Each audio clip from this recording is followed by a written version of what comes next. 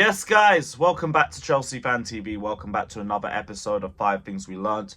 You guys already know what the show is about. We're going to go through the major talking points of the last game. And yeah, we beat Fulham 1-0. We got another scumbag victory. We will take it and we will run for the hills and not ask any questions about it. I'm just glad we got another 3 points on the board. I'm glad we're actually now above Manchester United for the first time. Although I say that, this video is being recorded before the Man United Spurs game. So if United won, I jinxed it. Brilliant. But yeah, we're actually keeping ground on them. I'll say that to protect myself for now. We're keeping ground on Newcastle. I think we're above them now in the table as well. If Brighton lose their game, I don't know if they play today or if they play next week because of the whole winter break situation and everything. But if they lose by about 2 goals, I think maybe we go up to 7th automatically too. So, who knows? We're starting to build a little bit of form. But in terms of performance, this was literally the sort of game that I expected to see. Nothing great in the final third. We did all right in the midfield. I thought we controlled the midfield very well, in all honesty. That was probably our strongest part of the pitch. It came down to a moment. Not even a moment of magic. It was just a penalty. And that was it. That was it. Close the book. Game done. That's it. 1 penalty saved us from what was going to be a dead 0-0 draw. It is what it is. Like, we'll run the first point and say, like, we're starting to turn Stamford Bridge into a bit of a fortress, if you just look at the results. Like, we're defending well. We're getting more individual moments from the attackers. Slowly starting to become a bit of a fortress. Now, I will say, we haven't been tested at all. Like, maybe when Villa come to the Bridge for the FA Cup and when we play Tottenham next month, although like I think that depends on if we make it to the final or not. But once we face tougher opposition at the Bridge, maybe we can see how the whole fortress is looking. But as of now, we're winning games that we should be winning. We beat Sheffield United. Although Newcastle, I will say, is the anomaly in that game. We should have got knocked out in the cup. Big up Trippier for literally saving us and then missing his penalty. That's the only reason why we beat Newcastle. What else? Preston.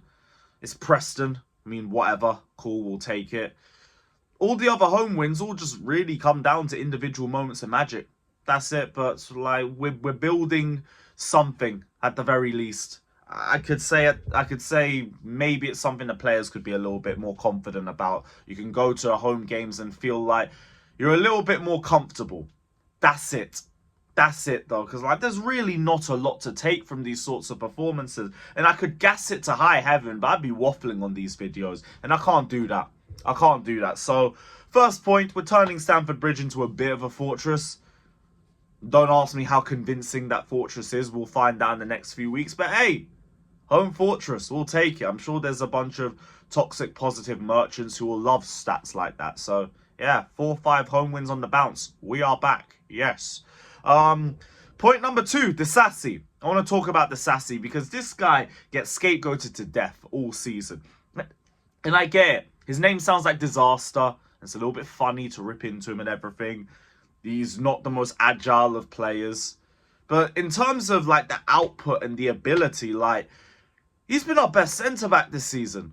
I really don't get how people are so critical about him. I was going to say I don't get the criticism. I've seen games from him where he does look a little bit off par, where he looks a little bit shaky on the ball and like where he's not really as aware as he should be in situations. So fair enough, he's not been excellent, but compare him to all of our centre-backs, he's been our best centre-back this season. Thiago Silva has been very error-prone this season. And he's had a good game yesterday, by the way, so we're not even going to try and say he played poorly yesterday. No, he had a good game, minus a couple dodgy passes and holding onto the ball for too long. I thought he did the defensive side of his game very well.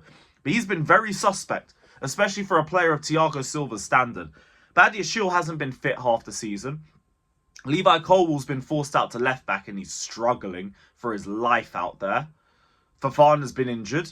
It's Disasi. He's been our best centre-back this season, so I don't get why people are so quick to jump onto him and to say Disasi's been poor and Disasi's crap. Like, I don't... People run the whole Chalobah's better than Disasi. People like to try and say other rival centre-backs are better than Disasi.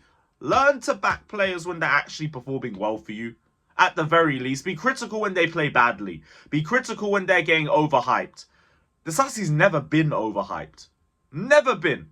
Like, he came in, had the Liverpool game, had the West Ham game, and people have been onto him ever since. Ever since. And I get he did have a shaky start to the season, first 2 games. But it's like the first 2 games have just painted his entire season. And I don't understand that. Because ever since that shaky start, he was brilliant for the next month or 2. Kind of dipped off around the Christmas period. But in terms of consistency, it's still been our best centre-back. So Disasi really needs to be praised a lot more by this fan base. He breaks lines always with his passing. Never really makes the wrong pass in build-up, other than the odd 1 or 2 times, which, I mean, we have seen happen before. Defensively, does his job well. Reads the game well. Aerial threat. What more could you ask? What more could you ask? He's been really good for us. Big up to Disasi. Another good game for you. Big up. Third point. Enzo and Caicedo. We're not going to do this match of the day BS. We're actually going to talk about the midfielders that actually contributed to our win. Enzo Fernandez, sensational. Sensational passing. And it's just yet another game that proves the point I've been trying to make all season, where Enzo is being let down by the man in front of him. Because he will put these brilliant passes on a plate, and then you'll have Sterling mess it up. Or you'll have Brozier with his awful touch mess it up. And it will be any sort of issue from the attackers, but then the midfield will get put to blame because they're the most expensive players. I've literally been in arguments with people on streams telling me, oh, Enzo doesn't contribute enough. Enzo doesn't have enough man-of-the-match worthy performances. There you go. There's your man-of-the-match performance. You can hold that. Enzo Fernandez, brilliant. Caicedo, defensively, so brilliant as well. Basically ends up being a third centre-back at certain points, but he did his job superbly. And those were the 2 midfielders that actually did their job.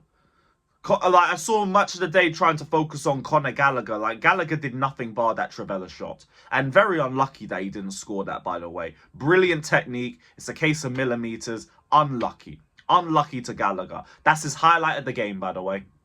That's his highlight of the game. He didn't do anything else past that other than just run around and cover ground. And he didn't do anything on the ball. So let's talk about the actual 2 midfielders that did something. Thank you. But yeah, big up to Enzo and Caicedo. Good performance, my guys. We move. We move. 4th, Poch. You are a criminal. You are a tyrant. You are a disgrace. You think you're exempt from criticism just because we won this game? No. The fact that you tried to defend a 1-0 lead at home to save your life against a Fulham team that are dead away from home. A Fulham team that were offering absolutely nothing in the final third. You are a disgrace. You are an absolute disgrace. The fact Chilwell gets brought on to play left wing just so we can have more defensive solidity is a disgrace. Cole Palmer, coming off in the second half, just to waste time, even though he's our best attacker on the pitch by a mile, makes no sense.